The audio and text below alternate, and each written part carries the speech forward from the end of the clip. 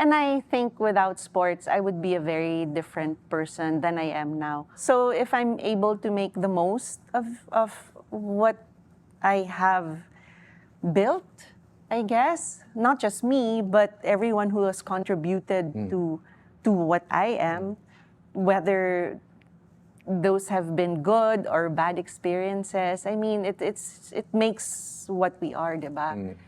So for me, sports as a great equalizer, that's one of the reasons that I'm here, actually, is to be able to keep enjoying the fact na when you're there, the rules are supposed to be the same for everyone. Everyone is following the same rules.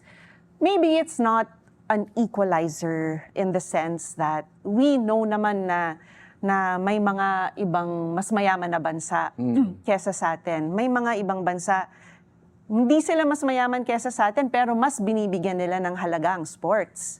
And so they are able to reap the benefits of the success of sports, of their athletes. Their athletes reap those benefits for themselves. Yes.